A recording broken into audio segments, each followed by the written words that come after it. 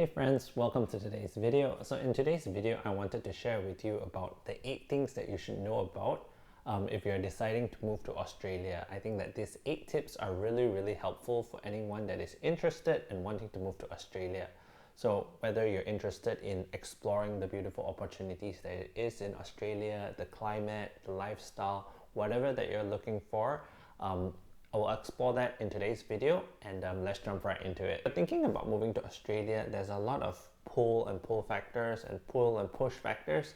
So it's good to kind of explore what you want to do. So the first thing is define your goals. I think it's really important to first of all understand what it is that you want. When you have an idea of what you want to achieve, it's easier to move towards your goal. So first of all, identify why do you want to move to Australia. Is it because you want to further your career? Is it because you want the lifestyle there? Is it because you want to increase your financial earning capacity? So first of all, identify what is your goal, write it down, and internalize what's important to you, because once you are able to kind of define your goal, you're more likely than not to achieve your goal compared to if you have no goal in mind. So that's the first one. Second one we'll talk about is looking at the visas. So there's a lot of visas in Australia. You want to identify which is the visa that you need, whether you're coming here on a work visa. If you come under a work visa, you need to be sponsored by your employer.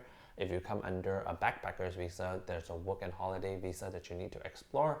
And then lastly, if you come under a student, looking at the student visa requirements, I think it's important to identify all these visas because you want to make sure that you're eligible for it. And if you are not, what can you do to become eligible? So making sure you are reading the Australian government website, checking all the requirements, making sure that you are in compliance and you fulfill all the requirements.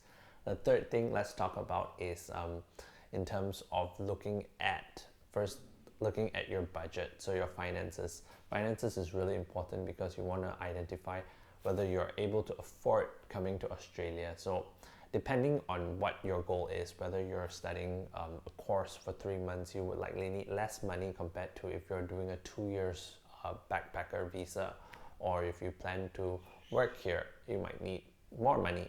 So depending on what your situation is, what you want, what you hope for your stay in Australia, whether it's short term and you want to go back home after you finish your backpackers or your studies, or whether it's long term, whether you want to stay in Australia for the for foreseeable future. So it's important to know that upfront so that you can have money set aside and you can plan accordingly. It's all right if you do not have all the finances in place, but it's important to know how much you're able to set aside to fulfill your Australian dream. So I think that's really important.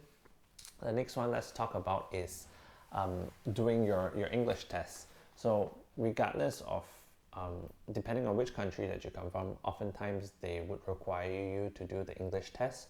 So I think that's really important if you are from a country that requires that, to make sure that you do that upfront, because more often than not you will likely need it for your applications of your visa, and long term if you want to do your PR, so on and so forth.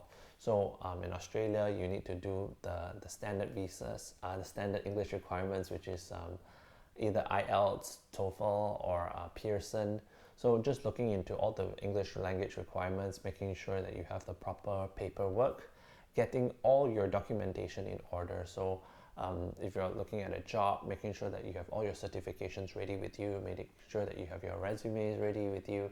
If you're looking at backpacker visas, making sure that you have the proper requirements. If you're doing construction, making sure you have your white card.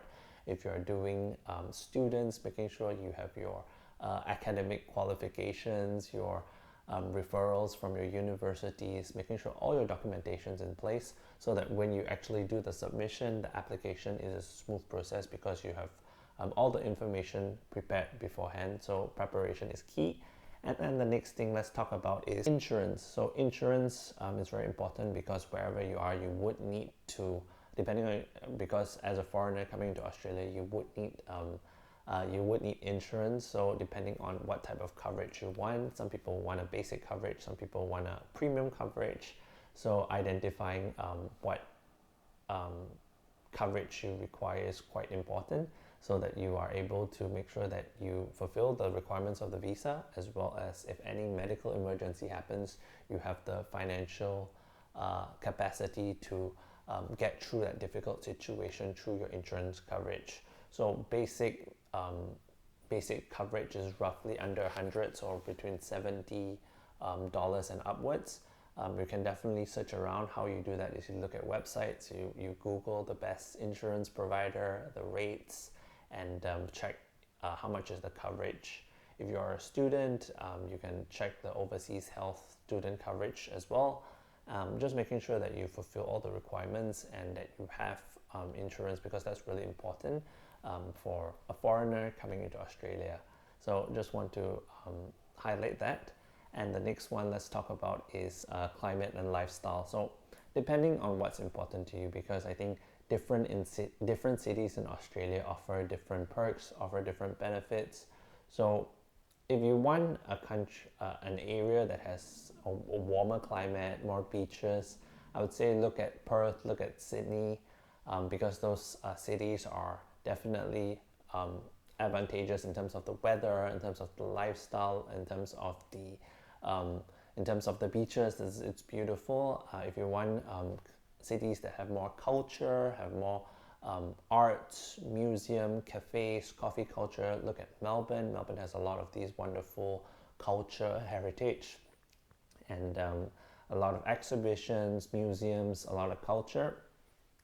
If you want more towards, like, for example, nature, greenery, look at Tasmania, Darwin, a slower pace, and other cities that you might be interested could be for in terms of the lifestyle, in terms of the nature, slower pace. You might want to look at Brisbane. So you want to research more about these different cities, because different cities have different perks, different drawbacks. I think each city has its own uniqueness as well as its own culture. It's the way that what makes it stand out. So I think it's very important to basically just research the cities, look at what's important to you and what you feel you could grow and assimilate well into the culture. The last thing I want to share with you is in terms of understanding why you want to do it. I think when you understand why you want to do it, when the tough times happen, you're able to get through it, as opposed to giving up. So when you have a clear purpose of why you want to do something, it makes it better for you to be able to get through the storm. So it goes back to my first point on why you want to move to Australia. There's no right or wrong answer. You can move to any different city. For me, I moved to Australia because I wanted the lifestyle, I wanted the culture, I wanted all the benefits that Australia has provided. And I think that's personal and unique to each person. So when you identify what's important to you, you're able to do what's best for you. So hope you found this video helpful. Thank you guys for watching this video. Really appreciate it. If you click the smash subscribe button, it really helps this channel. Thanks again for watching, and I'll see you in the next video. Thanks guys.